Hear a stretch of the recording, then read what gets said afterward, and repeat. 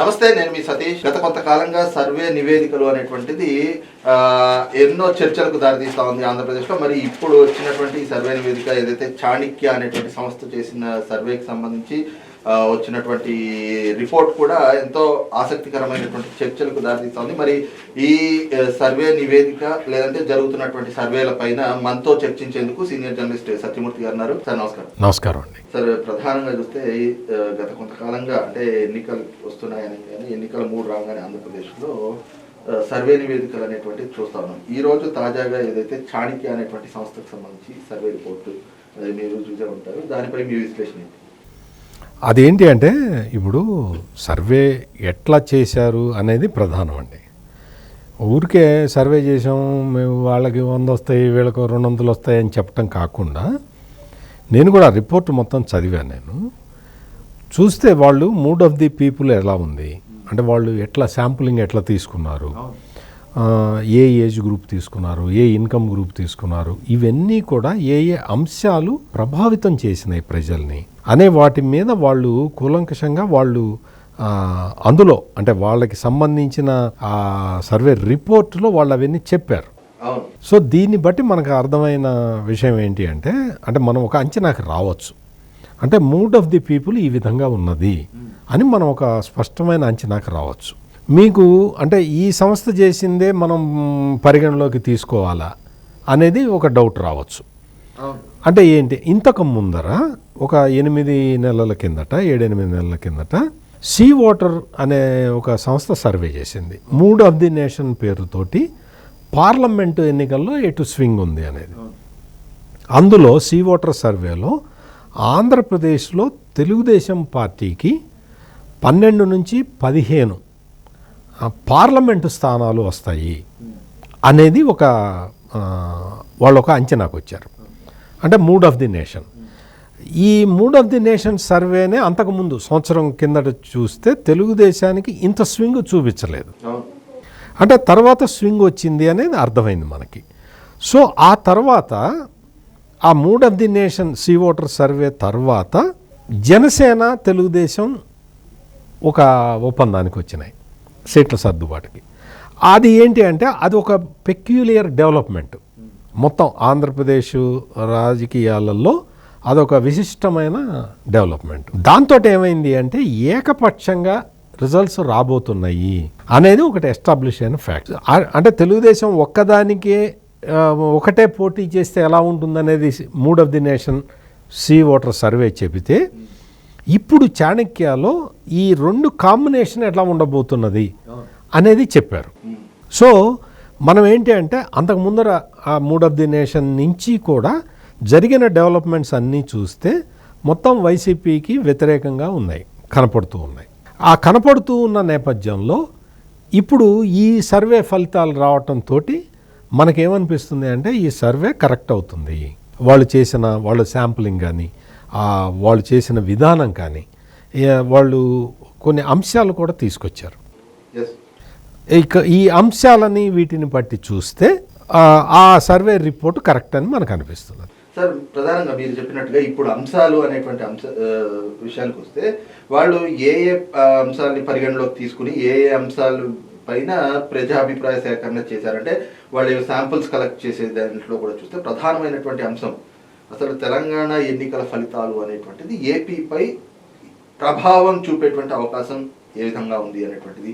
రెండోది, ఈ రోజున నవరత్నాలు అనేటువంటి జగన్మోహన్ రెడ్డి గారి ప్రభుత్వం ఏవో పథకాలు అందిస్తున్నామని చెప్తున్నారు కదా, వాటిపైన ప్రజల్లో ఉన్నటువంటి అభిప్రాయం ఏమిటి? అట్ ద సేమ్ టైం గత ప్రభుత్వం అంటే గత తెలుగుదేశం ప్రభుత్వం పాలన పైన ప్రజల్లో అభిప్రాయం ఏంటి? ఇప్పుడు ఈ ప్రభుత్వం పైన ఉన్నటువంటి పాలన పైన ఉన్నటువంటి అభిప్రాయం ఏమిటి? ఈ 3 కూడా ప్రధానమైనటువంటి అంశాలుగా అక్కడ ఇంపాక్ట్ చూపించాయి. దాంట్లోనే ప్రజల అభిప్రాయాలు ఎక్కువగా వచ్చినట్లు కూడా కనిపిస్తూ ఉంది. మరి ఇవి ఎట్లా చూడొచ్చు, అంటే వాటికి ఎలాంటి శాంటిటీ ఉంది అనుకోవచ్చు? ఇప్పుడు బేసిస్ ఉందండి. ఎట్లా అంటే ఇప్పుడు తెలంగాణ ఎన్నికలలో కాంగ్రెస్ పార్టీ గెలవటం అనేది అది ఒక స్వింగ్ని సూచించింది. బీఆర్ఎస్ పార్టీ మనకు తెలుసు. ఇప్పుడు బీఆర్ఎస్ పార్టీ అధినేత కేసీఆర్, అక్కడ ఆంధ్రాలో జగన్మోహన్ రెడ్డి, వీళ్ళిద్దరూ కూడా ఒక కమల పిల్లల్లాగానే ప్రవర్తించారు. జగన్మోహన్ రెడ్డి ఎన్నిక కోసం అని చెప్పి కేసీఆర్ రకరకాల సహాయాలు అందించాడు. అవన్నీ మనకు తెలుసు. అదంతా కూడా జగన్మోహన్ రెడ్డిని గెలిపించడానికి తెలుగుదేశం పార్టీ మీద ఏ విధంగా ఆంక్షలు పెట్టి తెలుగుదేశం పార్టీ నాయకులను ఏ విధంగా దూరం చేసి ఈ విధమైన చర్యలు ఇక్కడ కేసీఆర్ అనుసరించాడు. పైగా ప్రతి వాళ్ళకి ఏంటి అంటే ఆంధ్రాలో ఉన్న నాయకులు చాలామందికి తెలంగాణ భూభాగం మీద ఆస్తులు ఉంటాయి, వ్యాపారాలు ఇక్కడ ఉంటాయి. రియల్ ఎస్టేట్ కావచ్చు, హోటల్ ఇండస్ట్రీ కావచ్చు, రకరకాలుగా. అందుకని ఏంటి అంటే ఇక్కడ కేసీఆర్ ఉండి వాళ్ళందరినీ భయభ్రాంతులకు గురి చేయటం. అక్కడ ఆంధ్రప్రదేశ్లో ఏదో ఒక డేటా చౌర్యం జరిగింది అని జగన్ ఏదో ఒక తప్పుడు ఆరోపణ చేస్తే దానికి ఇక్కడ తెలంగాణలో ఉన్న అప్పటి కేసీఆర్ దాన్ని విపరీతంగా దానికి ఇది చేసి లేదు డేటా చౌర్యం జరిగింది అని ఇక్కడ పోలీసులతోటి ఒక ఇది చెప్పించటం, ఇటువంటి విన్యాసాలన్నీ ఇక్కడ జరిగినాయి. అందువల్ల తెలంగాణలో ఎన్నికలు జరగటం, ఇక్కడ బీఆర్ఎస్ ఓడిపోవటం, దాంతో ఏమైపోయింది అంటే జగన్మోహన్ రెడ్డికి ఇంకా తెలంగాణ నుంచి సహాయం అందదు అనేది ఒకటి. ఆర్థిక మూలాలు అంటే తెలుగుదేశం పార్టీ నాయకుల ఆర్థిక మూలాలు దెబ్బకొట్టడానికి కేసీఆర్ చాలా ఎంతో అనైతికంగా ప్రవర్తించాడు. ఆ విషయాలన్నీ కూడా అప్పుడు ఎన్నికల మీద తీవ్ర ప్రభావం చూపించినాయి. ఇప్పుడు అటువంటి ప్రయోగాలు చేయటానికి జగన్మోహన్ రెడ్డికి ఆస్కారం లేదు. ఇవి ఖచ్చితంగా ప్రభావం చూపించే అంశాలు. వీటితో పాటు మీరన్న విషయానికి వస్తే నవరత్నాలకి సంబంధించి ఈ నవరత్నాలు మనం ఆలోచిస్తే జగన్మోహన్ రెడ్డి ఏమేమి హామీలు ఇచ్చాడు. ఈ హామీలలో మెయిన్గా ఏంటి అంటే ఈ అమ్మఒడి కార్యక్రమం. ఈ అమ్మఒడి కార్యక్రమం తీసుకుంటే అంతకుముందు ఎన్నికల సమయంలో జగన్మోహన్ రెడ్డి సతీమణి భారతి ఆమె ఏం చెప్పింది, మొత్తం అంతా ఎంతమంది పిల్లలు ఉంటే అంతమందికి ఇస్తానని చెప్పింది. అది ఇవ్వలేదు. ఆరోగ్యశ్రీ దానికి సంబంధించి అవన్నీ అసలు బిల్లులే చెల్లించట్లేదు, హాస్పిటల్లో చేయటం లేదు. ఈ విధమైనవి మద్యపాన నిషేధం, అసలు మద్యపాన నిషేధం చేయందే నేను ఓట్లు అడగను అన్నాడు. ఇప్పుడు మద్యపాన నిషేధం కాదు కదా, సారా మీదే దండుకుంటున్నారు. ఈ ఆసరా పెన్షన్లు మీకు ఒకేసారి పెంచుతానని చెప్పి పెంచకపోవటం, 250 పెంచుకుంటూ ఇప్పటికీ 3000కి తీసుకురావటం, ఇంకా రాలేదు, ఇంకా జనవరిలో వస్తాయి. అంటే అన్నీ కూడా ఇటువంటివన్నీ కూడా ఆయన నవరత్నాలకి ఆయనే బొక్కలు పెట్టుకుంటూ వచ్చాడు జగన్మోహన్ రెడ్డి. దాంతో తీవ్రమైన వ్యతిరేకత ఉంది. అంటే ఈ లాభితులందరూ నాకే ఓట్లు వేస్తారు అని ఆయన అనుకుంటున్న సమయంలో ఎవరైతే ఈ లబ్ధిదారులు ఉన్నారో వాళ్ళే అసంతృప్తిగా ఉన్నారు అనేది అందరికీ అవగతం అయిపోతున్నది.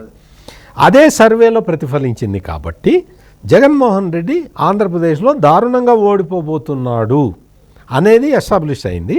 అది ఈ సర్వేలో స్పష్టంగా కనిపించింది. సరే, ఇక్కడ చూస్తే ఇంకో ప్రధానమైనటువంటి అంశం ఓట్ షేర్ కూడా చూసుకుంటే గత ఎన్నికల్లో 2019లో జగన్మోహన్ రెడ్డికి 51% ఓట్ షేర్ వచ్చింది. కానీ ఇప్పుడు ఈ సర్వే నివేదిక ఆధారంగా చూస్తే దాదాపు ఇప్పుడు ఆ ఓట్ షేర్ అన్నది 42% పడిపోయింది. అట్ ద సేమ్ టైం టీడీపీది కానీ జనసేనది కావచ్చు, వాళ్ళ పరిస్థితి కూడా చూస్తే గత ఎన్నికల్లో 39% ఓట్ షేర్ వచ్చినటువంటి తెలుగుదేశానికి ఇప్పుడు 43% పెరిగింది. జనసేనకు కూడా గత ఎన్నికల్లో 6% నుంచి 8% ఎంత వచ్చింది, ఇప్పుడు అది దాదాపు 12-13%కి అది కూడా ఎగబాకినటువంటి పరిస్థితి.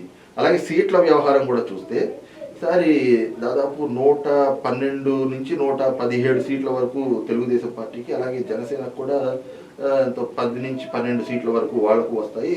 వైఎస్ఆర్ కాంగ్రెస్ పార్టీకి వచ్చేటప్పటికి 42 ఎంతో వస్తాయి అనేటువంటి ఈ ఫిగర్స్ కూడా వచ్చినాయి. సో ఇది ఏ విధంగా చూడొచ్చు అసలు? ఇంకా అంటే మూడ్ ఆఫ్ ది పీపుల్ చూసిన తర్వాత ఇంతకన్నా ఎక్కువే వస్తాయండి. మీకు ఉదాహరణకు చెప్పాలి అంటే మీకు అనంతపురం జిల్లా మీకు ఉదాహరణగా చెప్తాను. అనంతపురం జిల్లాలో ఒక్క సీటు కూడా వైసీపీకి రావట్లేదండి. వైసీపీకి ఒక్క స్థానం కూడా అనంతపురం జిల్లాలో రావట్లేదు. రాయలసీమ పరిస్థితి ఆ విధంగా ఉంది. మీకు కర్నూలు విషయానికి వస్తే కర్నూలు జిల్లా అంటే ఉమ్మడి కర్నూలు జిల్లాలో అక్కడ వైసీపీకి 4 సీట్ల కన్నా ఎక్కువ రావట్లేదు. అంటే ఇది ఈ సర్వే చెప్పిందని కాకుండా నాకు వేరే విధంగా నేను సమాచార సేకరణ చేసినప్పుడు కూడా నాకు కూడా ఇదే విషయం అవగతమైంది.